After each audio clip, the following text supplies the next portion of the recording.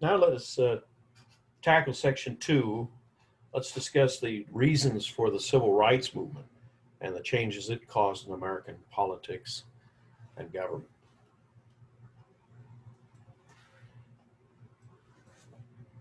Now, the 13th Amendment, we'll talk about the Black Codes briefly, the Civil Rights Acts of 1866, but we'll focus mostly on the 14th Amendment. I'll mention the 15th and briefly the Civil Rights Acts of the 1870s. In fact, you'll do one of the civil rights cases that came out during this late 19th century period that interpreted the 14th Amendment um, in your Supreme Court landmark case assignment. We'll also mention what the Jim Crow laws are about so that you have a better understanding of that. That particular series of laws over the country did lead to the civil rights movement of the 20th century. And then we'll talk about a Supreme Court case, Plessy versus Ferguson, which established a doctrine and a way of doing things in states called the separate but equal doctrine. Then I'll talk about the Brown decision, which was a decision by the Supreme Court that wanted or intended for schools to desegregate by law. They could no longer have separate black and white schools. And then we'll go into the 20th century, the mid 20th century, talk a little bit about the civil rights movement. Another movement going on at the same time during the 60s began called the Black Power movement. And then we'll wrap it up with the riots beginning in the 60s and sometimes appearing in society like in the 90s and in the last 5 years. And then some of the current political participation and continuing challenges. Now, the first 10 amendments to the Constitution, again, don't mention equal protection under the laws. There's no mention of that except in the vein of a mention of natural rights. There's always the mention of, like in the Fifth Amendment, that life, liberty, and property will be protected. You can't, as a government, take life, liberty, and property without due process of law. And of course, there was the privileges and immunities in the original Constitution. And in the Dred Scott versus Sandford case in 1857, the court went so far as to declare that slaves were not people. They weren't human, so their life, liberty, property was not protected because simply they were not persons. Now, the Civil War began in 1861, ends in 1865, but during the Civil War, a month before the Civil War ended at Appomattox in April, Lincoln signed the 13th Amendment. Actually, he didn't need to sign it, but he put his signature down on the paper. And the 13th Amendment ends involuntary servitude.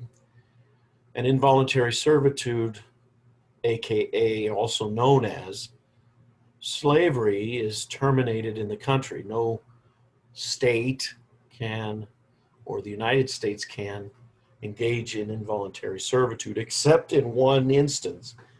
If you are a prisoner, you can serve at the pleasure of the state, only the state government, and you can be directed to work. You can be literally forced to work in the fields, and some prisons we do have that.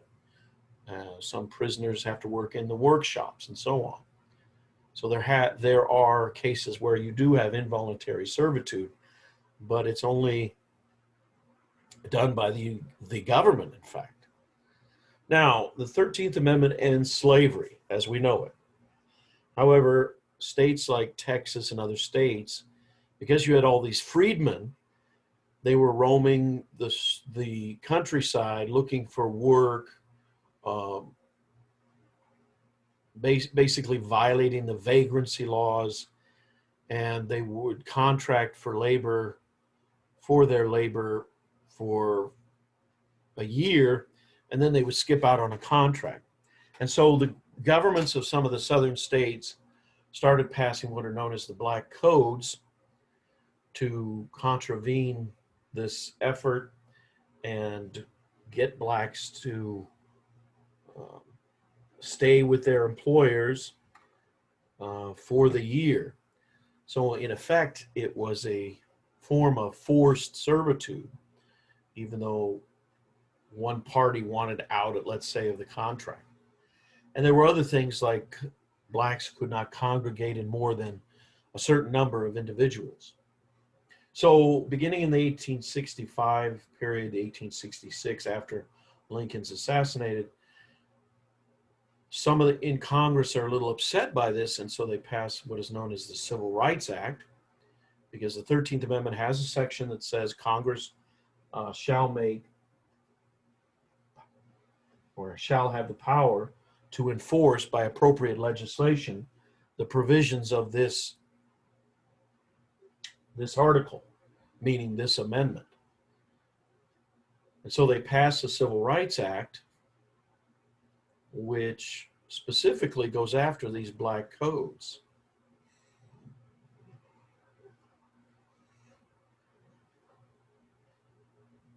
Now, it doesn't do much. There's still continuing laws passed by these states to control the activities of African Americans, getting onto juries, that kind of thing. And so the Congress again begins the process of amending the Constitution, and again adds another amendment that spells out the relationship between the freedmen and the rest of society. And this is where we get the famous Equal Protection Clause of the 14th Amendment. And in Section 1, it does say, no state shall deny to any persons within its jurisdiction the equal protection of the laws. So they felt that there was too much denial of certain rights of African Americans to access the courts, to get their contracts enforced, to get out of contracts if they wanted to get their wills notarized or enforced by the courts. And so it was felt that this would give African Americans equal protection of the laws, equal access to the courts.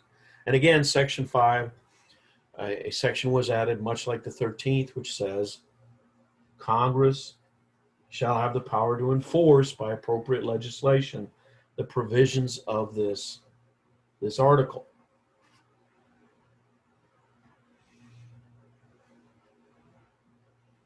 Now, another amendment added a couple years later, states were beginning to deny African Americans the right to vote, was the 15th Amendment, which was directly intended to give the African Americans the right to vote. It specifically states that the voting rights shall not be infringed or abridged on account of race.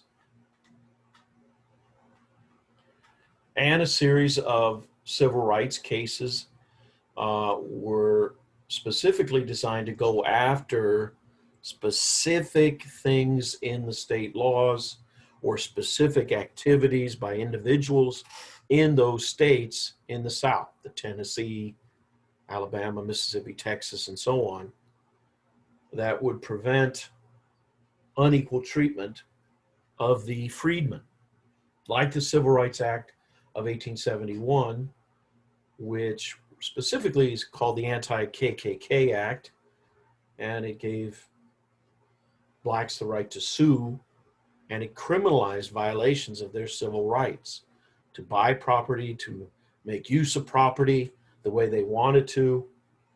And if someone harmed their property, they could sue individuals, and their actions would be criminalized, the perpetrators of these crimes against African Americans. Another act was passed in 1875, signed by President Grant, pictured in the top right there of your screen, that gave access to public accommodations. But as you will see in the landmark case that I've required you to do this week, you'll see that a series of cases, I think it was 4 or 5 cases, all made their way to the court over a period of years.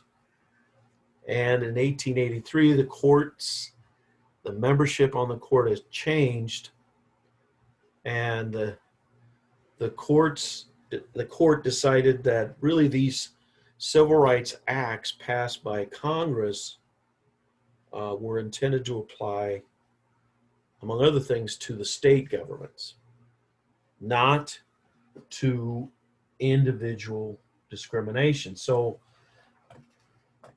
by the late 1880s, the Southern legislatures, they began to pass a series of segregation laws. And these laws, they separated the whites and the black community, and these laws collectively are known as the Jim Crow laws.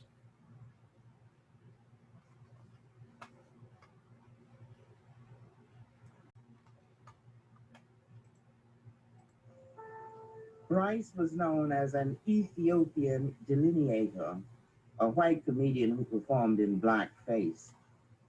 The name of his routine would later become the symbol of segregation in the South. Jim Crow was a dance that started on the plantations as a result of dancing being outlawed in 1690. Dancing was said to be crossing your feet by the church. And so the slaves created a way of shuffling and sliding to safely glide around the laws without crossing their feet. The slaves had a saying for their cunning in skirting the law. Wheel about and turn about and jump just so. Every time I wheel about, I jump Jim Crow. According to legend, T.D. Rice saw a crippled black man dancing an exaggerated Jim Crow dance. Rice took the man's tattered clothes and that night imitated him on stage. Literally hundreds of men tore up their clothes, discarded their perfect dialects of the black man, and began to do this exaggerated character dance, which became known as the Jim Crow character.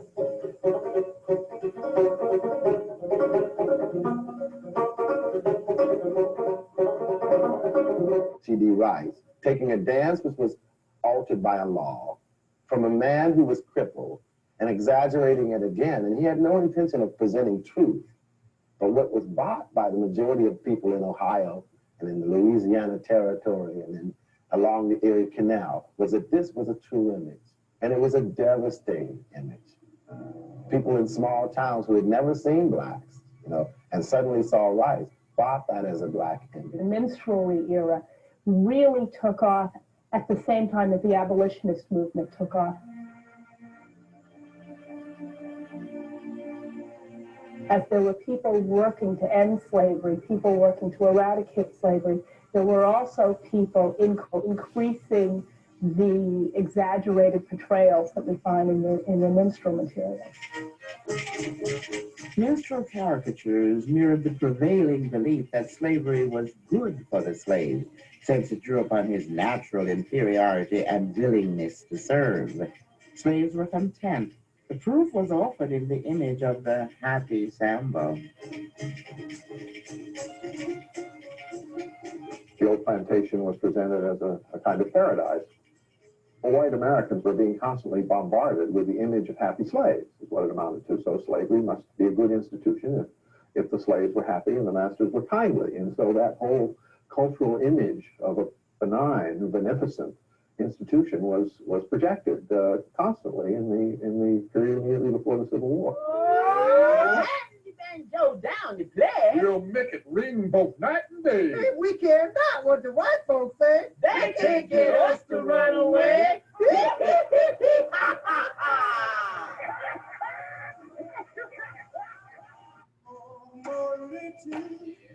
The thing about Houston that impressed me so much was the fact that he did not realize his own greatness. And before I be a slave, don't you know I'll be a bear in my grave and go up over to my Lord and be free. Charles Hamilton Houston died of heart failure on April 22nd, 1950. He was 54 years old. Over me, and before I be a slave, don't you know I'll be a bear in my grave and go up over to my Lord and be free, and be free.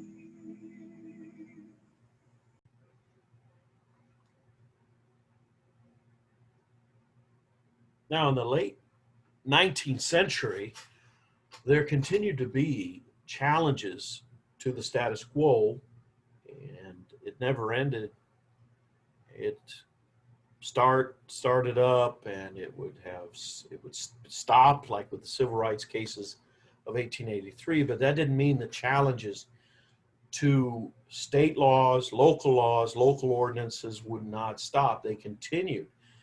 And by the early 1890s, and you'll see this in the Plessy case in your landmark cases, in the 1890s, a group of Louisiana citizens decided to challenge a state law, and it required railroads to provide separate railway cars for African Americans.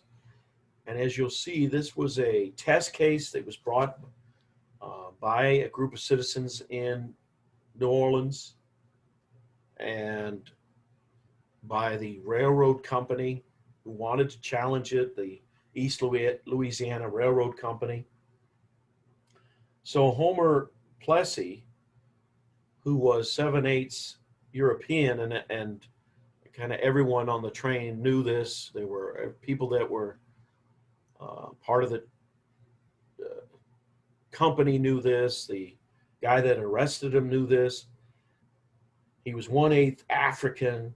He boards a train in New Orleans that goes practically maybe a mile or less, or a block, and he boarded it and sat in the railway car reserved for whites. And of course, he refuses to move. He refuses to move at a specific point, and at the request of the conductor, he was arrested for breaking the law. But it was all prearranged, and they took him and charged him with violating this statute. And at the lower level, the courts, of course, they held that, hey, this is a legal statute passed by the state. Ferguson, pictured there, was the judge who decided this, and he knew what it was all about, that this case was not going to stop at the lower levels. And so 4 years later go by, and it's taken to the Supreme Court, because the Supreme Court cannot start cases. They can only wait to hear them.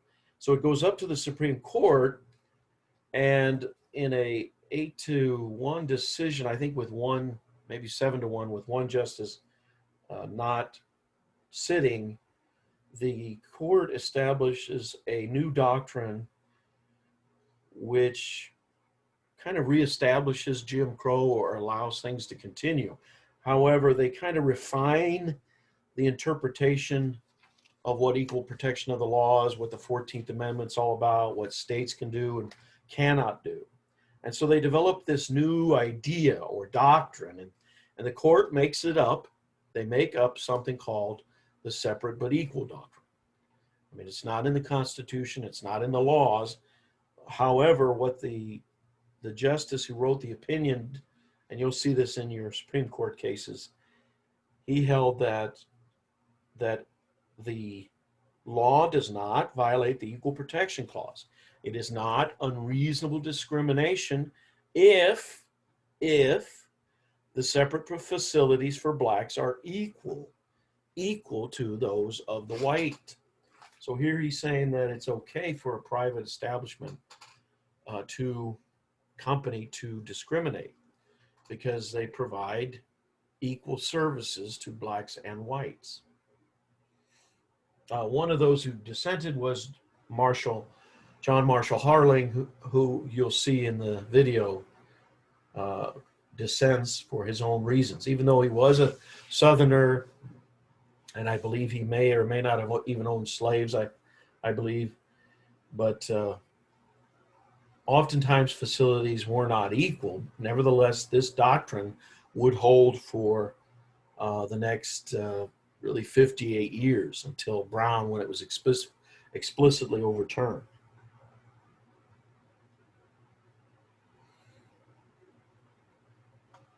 Now, during this time, there's also efforts to disenfranchise black voters, as I mentioned. There were literacy tests. This would be a test, and it was designed to where African Americans would have to fail. They would fail oftentimes, and even poor whites and other groups. Here's the first page of this test done in Louisiana. Not many places in Texas used it, but this test was given to anyone who cannot prove they had a 5th grade education, and you had to do what you were told in each statement, nothing more, nothing less, and one answer that was wrong is a failure of the test and you couldn't vote. And you only had 10 minutes, I think, to complete like 35 questions. So for instance, you would have to draw a line around the number or letter of this sentence. Number 2, draw a line under the last word of this line. Number 3, you would have to cross out the longest word in this line. Number 4, draw a line around the shortest word in this line and circle the first letter of the alphabet in this line. So just try those first 6 and see how you do.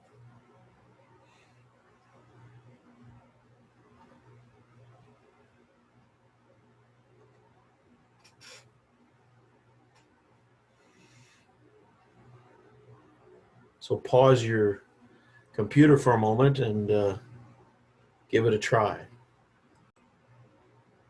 All right, here are the answers. Draw a line around the number or letter of this sentence. Notice it's just a line. It's not a circle because they're asking for a line around the number or letter of this sentence.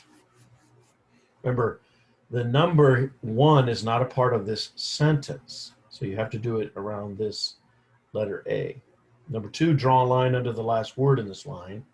Well, that would be this word here. Cross out the longest word in this line.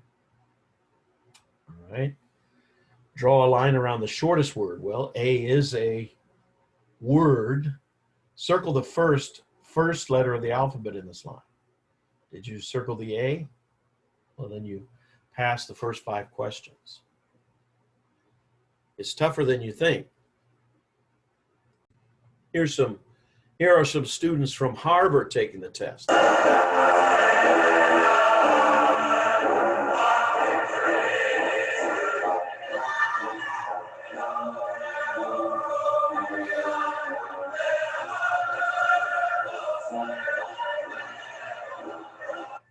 In the space below draw 3 circles, one inside engulfed by the other. So write the word right from the left to the right. No, okay, so you have to, from the left. So you just write right. Like you write this, okay.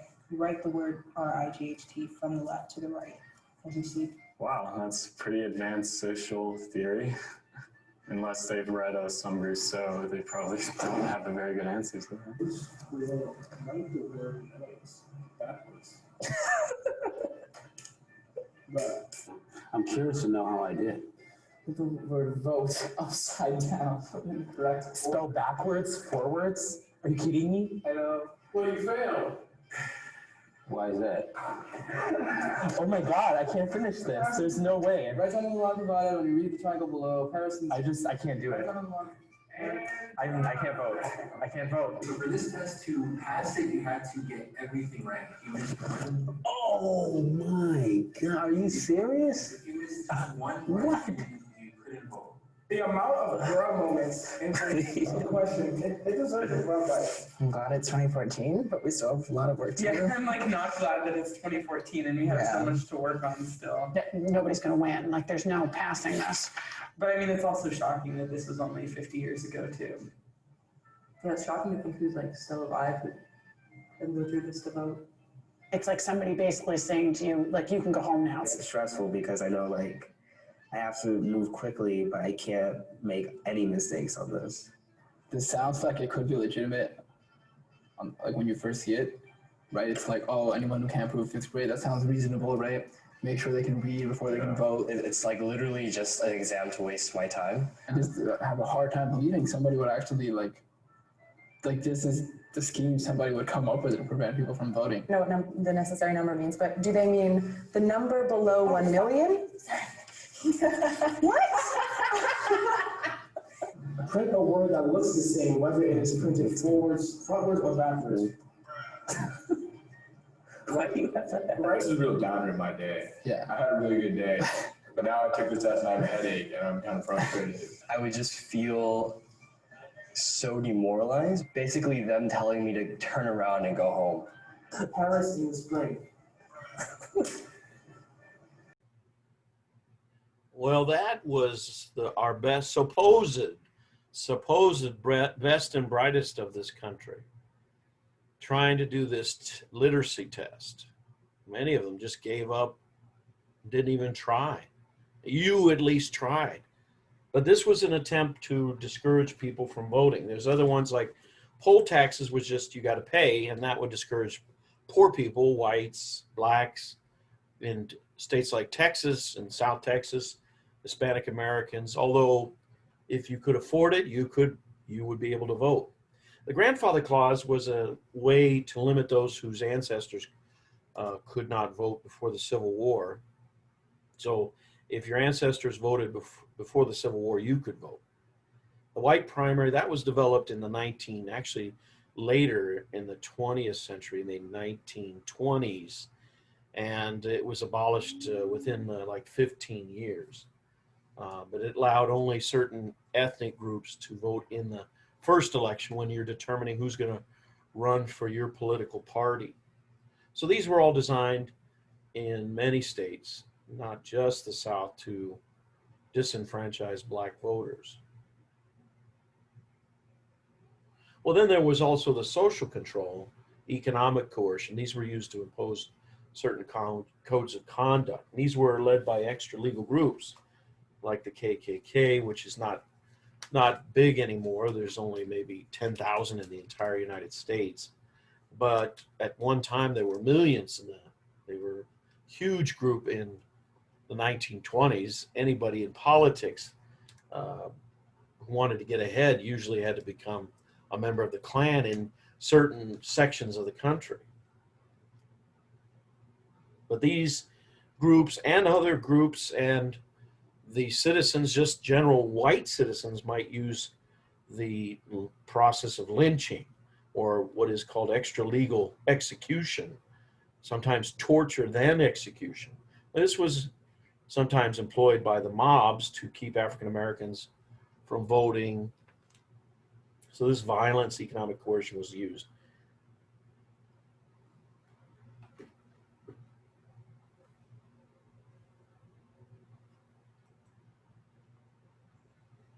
Now, by the 20th centuries, the ongoing legal battles were still challenging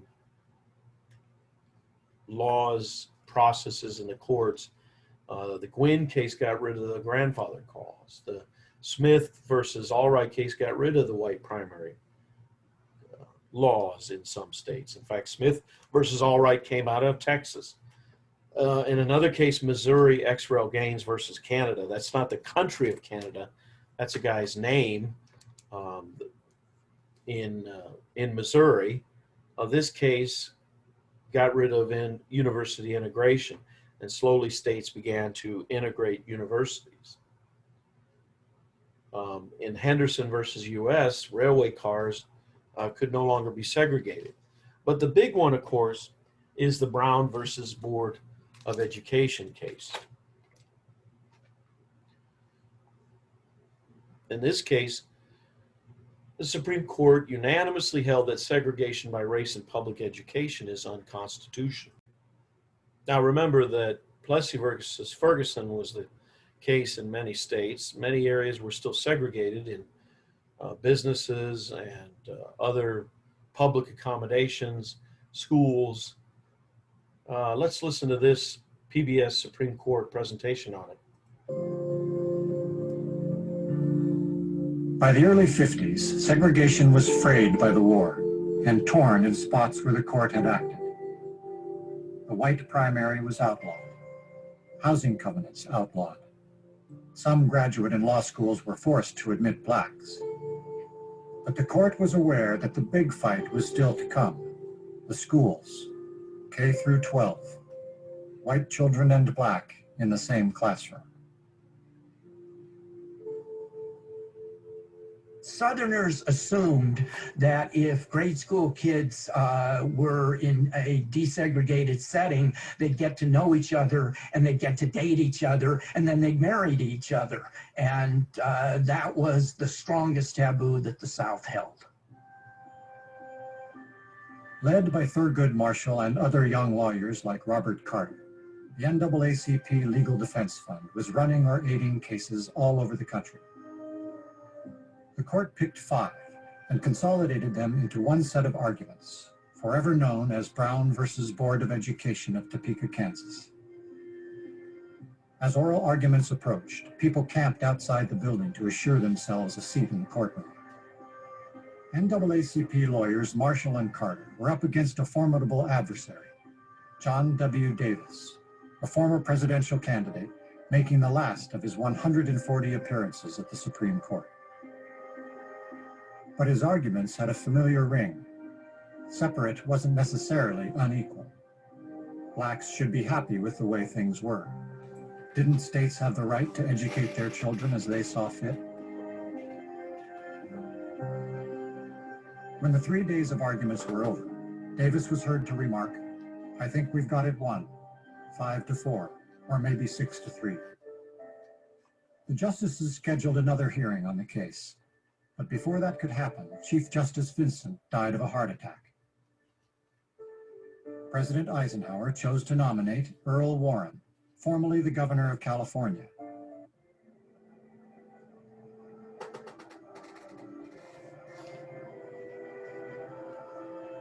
On May 17, 1954, there were signs. Some of the justices' wives showed up. Some clerks were tipped off.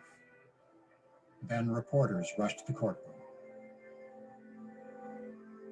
Warren starts off in a bland manner, and you can't tell for a while as he's delivering the opinion what the outcome is going to be.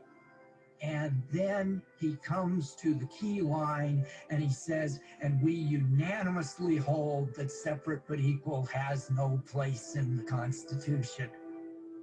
And it was just electric in the courtroom when he said unanimous. We conclude that in the field of public education, the doctrine of separate but equal has no place. Separate educational facilities are inherently unequal. Therefore, we unanimously hold that the plaintiffs are deprived of the equal protection laws guaranteed by the 14th Amendment. Plessy v. Ferguson in education is no more, and in practice, Plessy v. Ferguson itself is no more. The era of Jim Crow, constitutionally speaking, is over. This was precisely what we urged them, almost in that language. So it was gratifying to have the opinion come down almost in the language of the argument that we made to them. In 1951, I'd used a plain geometry book that had been used by a white student in 1935. Brown said that that was over. The hand-me-down tubas that I played in the high school band from the white high schools, it said to me that that was ended. And it said to me that at some point, I would not have to travel from Atlanta to Greencastle in Indiana to get an undergraduate degree. That my family, my cousins, my neighbors could go to Georgia Tech and to the University of Georgia. The Supreme Court decision of 1954 was for me the Magna Carta. It was the second emancipation. It was a great moment. Well, let's listen to some of the reactions to integration, to school integration. A lot of people were leaving. They were flying to the suburbs. What we know is white flight. White parents would not want their schools integrated. In the famous case of Orville Faubus in Arkansas, they blocked integration of a Central High in 1957, and then Eisenhower federalized the troops and sent in additional troops to finally integrate. But some neighbors, like these individuals, had different opinions. How do you feel about the Myers moving in? Well, I'm very definitely against it. Before coming to Levittown, did you have any contact with Negroes? Well, when I came from a small town where we didn't have any colored people. And at that time I had, I had no feelings either way. While we were waiting for our house to be built, we lived in Trenton for 9 months. And, that was my first contact with them, both in work and going through colored sections to work. And I was very happy I was moving into an all-white community. Have you ever discussed the Myers at home with your children? Never before in our house was anything mentioned, pro or con, about colored people, because I feel that they have to be in contact with them to a certain extent, and why should their minds be prejudiced? But since they have moved here, they have heard remarks, and I'm afraid to say I'm going to dislike the idea. There were colored children in the school my son attended last year for the first time, and he often came home and said there had been trouble between them during the day at school. It becomes convenient to exaggerate one's own fears and to help a neighbor increase hers. My boy, he likes sports, and he used to go down there every Saturday with a few of the boys from the neighborhood. And there was an argument that occurred, something real silly. My boy and the colored boy got in an argument. Well, from that time on, for the whole remainder of the summer, the boy was afraid to get down there because the colored boys got a gang together. And every time they would get near my Jimmy, they would beat the devil out of him. I went to the principal and everything about it. A major factor is fear. Fear of economic loss, loss of status, fear of violence, and fear of intermarriage. Do you think other Negro families will come to Levittown? Definitely. Yes. What do you think will happen? Well, just what's happening already. I don't know, it's a rumor I read in the paper where they have 2 colored school teachers now in Levittown. So that's just a good example of what is going to happen. Well, what's wrong with that? I do not like it. I have 2 daughters and 2 sons. And if there's too many colored people around here, I definitely will get out. I'm not thinking I don't want her associating with colored people, period. Well, I'm very definitely against mixed marriages, and that's eventually what it's going to come to. If children are raised together, they're not going to think of anything of marrying together. Well, I just could not live beside them. I don't feel that they should be oppressed. But I moved here, one of the main reasons was because it was a white community. And that's the only place I intend to live. If I have to leave Levittown, I will do so. For some Levittowners, the basic issues involved had nothing to do with intermarriage or property values, loss of status, fear of crime, neighborhood decline, or of being in the minority. They saw it as a test of democracy. What was your reaction to the Myers moving in? Well, I was happy to see this become more of an American community. There seems to be a large group opposed to the Myers. What would be your attitude toward them? Well, I would divide. I don't know if there are large groups of people opposed to the Myers. After all, we have some, I don't know, I guess close to 60,000 people in Levittown. Those mobs were never more than 500 or 600. And I think if you'd gone down to the shopping center any night at the time the mobs were here, you would have seen 10,000 people at the shopping center, while those who were violently opposed to Myers moving in were engaging in what they were engaging in. You don't think, then, that a large majority is against Myers moving in? Well, that's not true offhand. I know some of the immediate neighbors right here who were for the Myers moving in. I wouldn't hazard a guess of what the proportion is that welcomes the Myers and what proportion is opposed to it, but I don't think that's the main issue involved in this case anyway. What is the main issue? The main issue is the right of these people to live like Americans as they choose and to be accepted as good neighbors. What are you going to do about it? I intend to try to be a good neighbor. Do you feel that the Myers coming to Levittown will lead to large numbers of other Negroes coming here?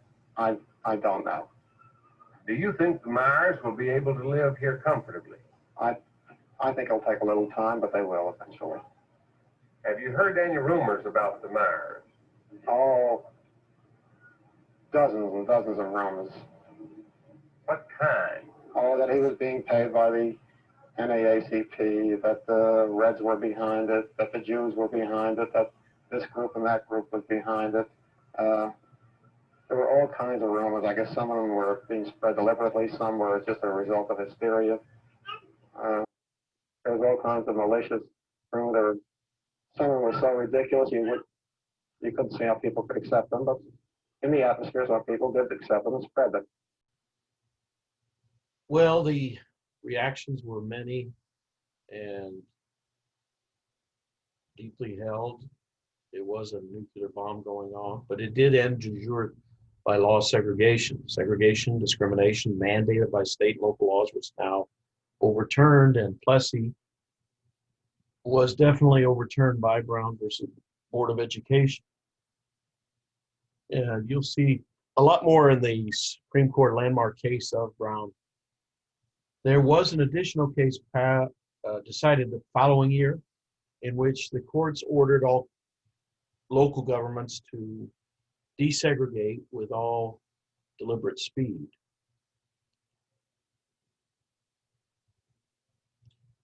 Now that doesn't end de facto segregation. And these people interviewed were examples of that, that people will, by personal choice, they will leave a neighborhood, move to another neighborhood. You saw that in the video where some went to a certain neighborhood specifically because it was majority white. And white parents didn't want their children to be taught by black teachers or around other black children. There was fears. Now, beginning in the 60s, there were people in government that wanted to overcome this kind of fear by programs. So they would force what is known as desegregation through what is known as integration. Integration happens when you draw the boundaries of a school district to include large groups of a particular minority.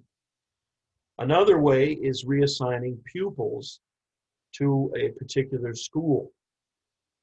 Another way is through what we call busing. Now, busing was a very controversial effort, and this happened in mainly the northern states, but it was transporting of students by bus to schools physically outside their neighborhoods. And this was in order to achieve a desegregated school. And the Supreme Court endorsed this in the Swan case in 1971 involving schools in Charlotte. And they had lower courts try to enforce these things in cities like Boston. So this was a kind of what is called a social engineering effort by government officials to enter. Let's take a look at this effort in Boston.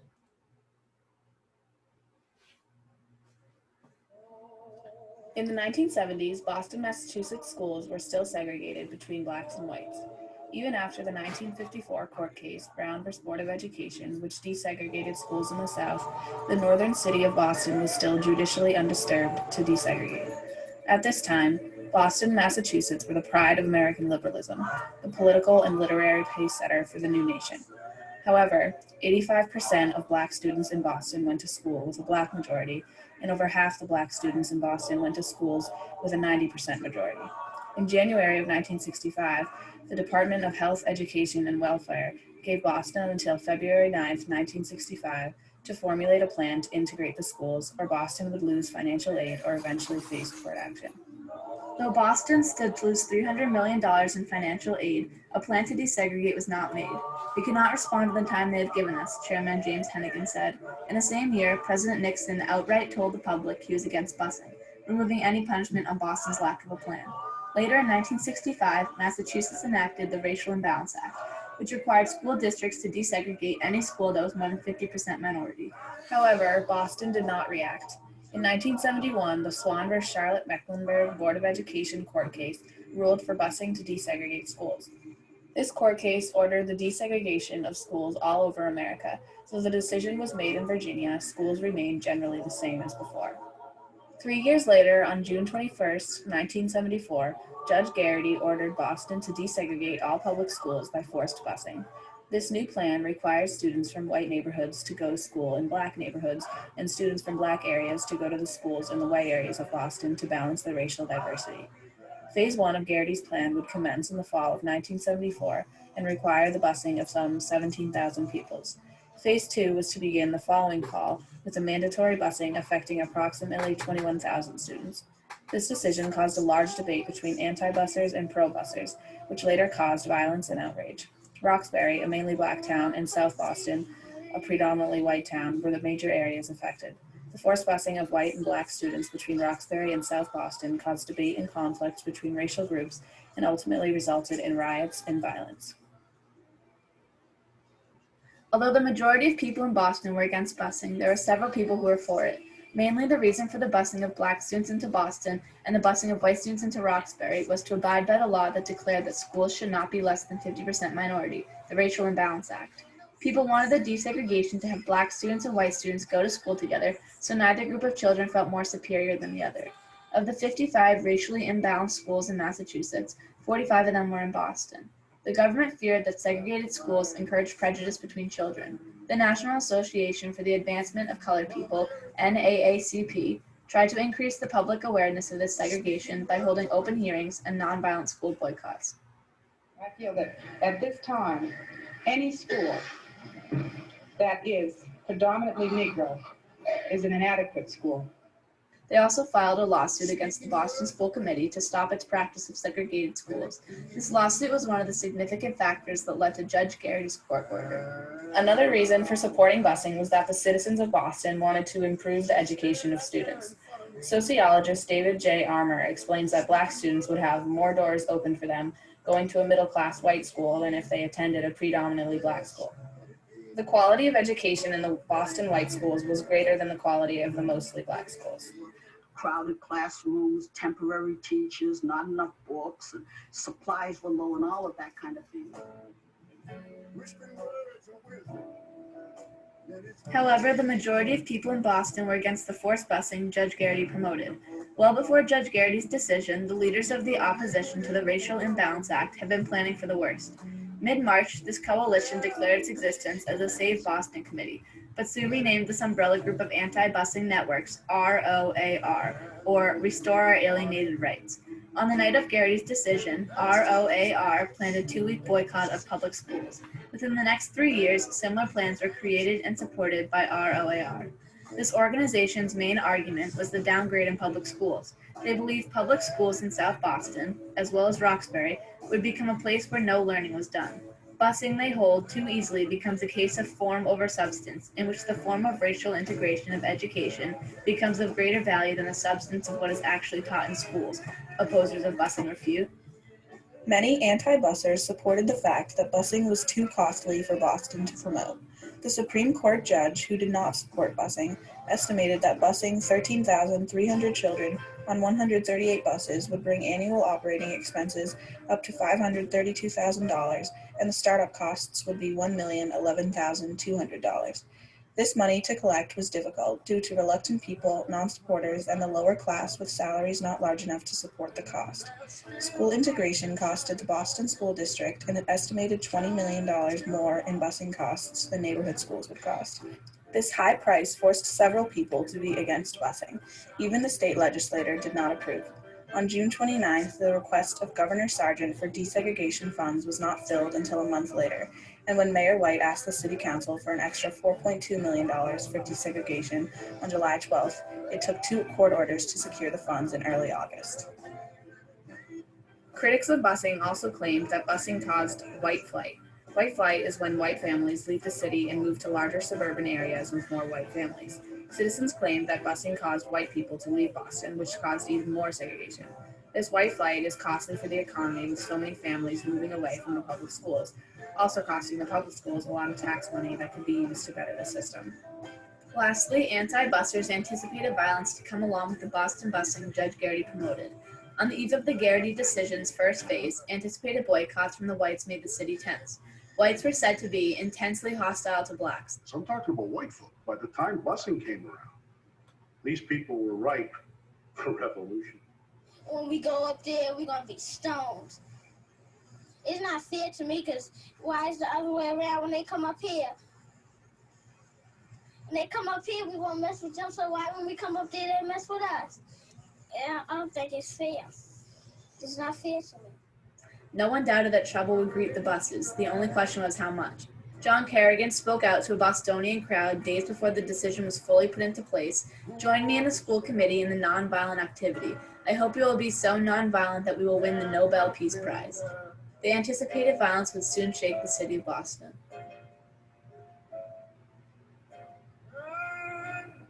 The first days, weeks, and months constituted a difficult experience for thousands of parents and children, resulting in many missed or disrupted school days for thousands of pupils. As expected, violence struck Boston on September 12, 1974, the opening day for public schools. A white boycott cut the attendance to less than 100 of the expected 1,500 students. Buses carrying black students were stoned leaving the school, their windows broken, children cut by shattered glass.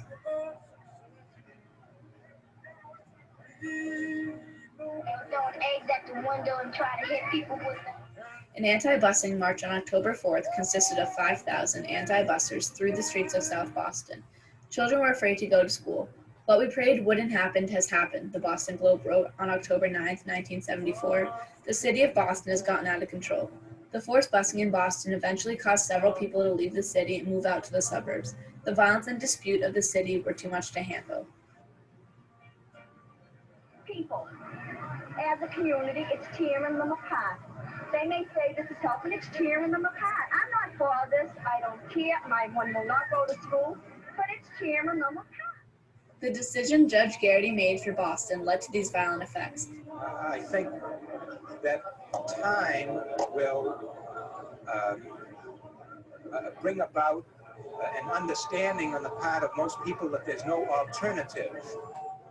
Now, 37 years later, public schools have achieved integration. However, forced busing in Boston in the 1970s is still remembered today.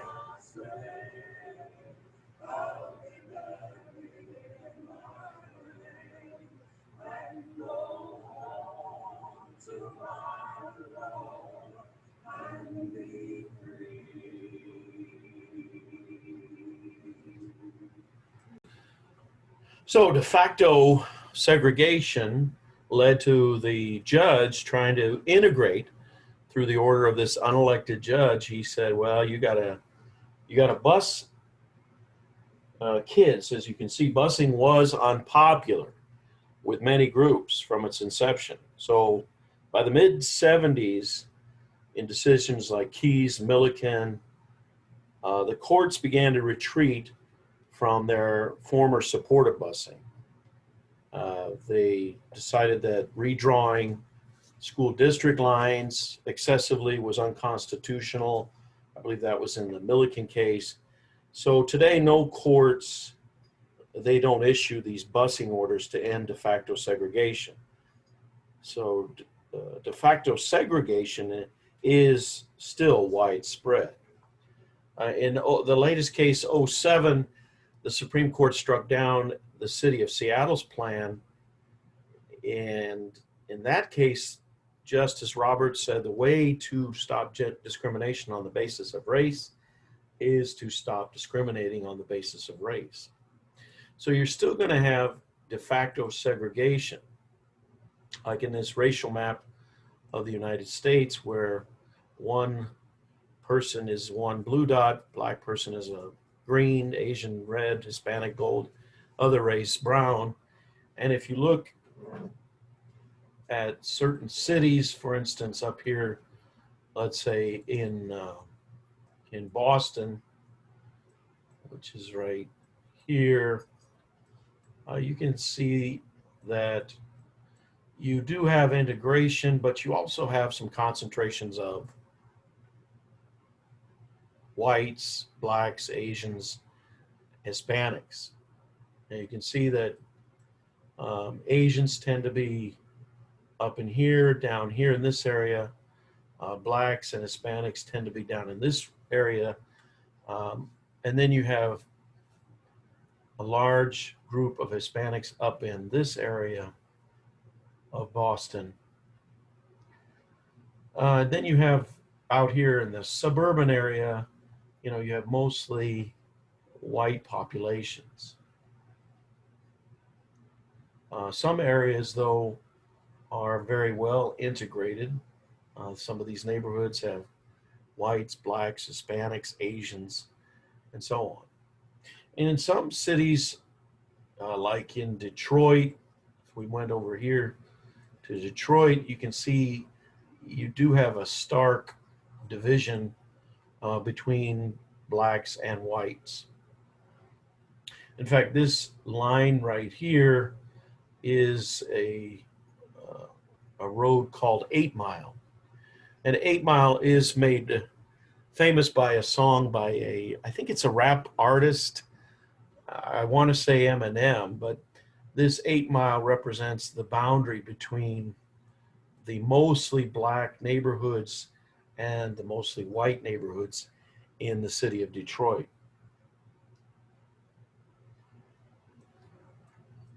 And many of our large northern cities are very segregated.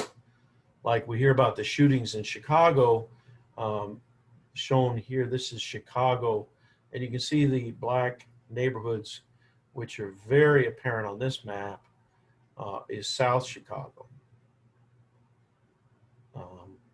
These areas of West and North Chicago have concentrations of Hispanic, and then whites are mostly in the outer areas in what are known as the suburbs.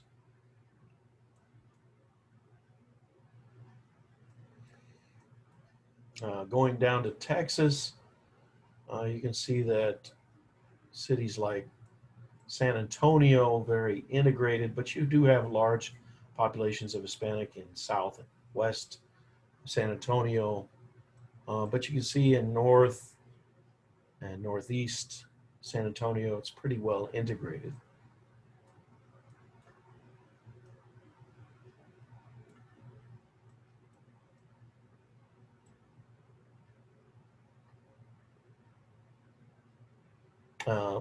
Just for your information, here's the racial map of Laredo. And as you can see, Laredo of course, is 95% Hispanic and 5% white, black, Asian, and other races.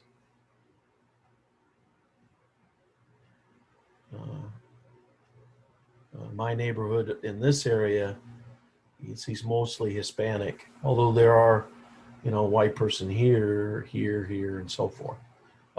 White people in this area, which is the Heights area. Interestingly enough, you'd notice Asians concentrate here. North Laredo, you have, looks like more white, or blue dots at least, are spread out.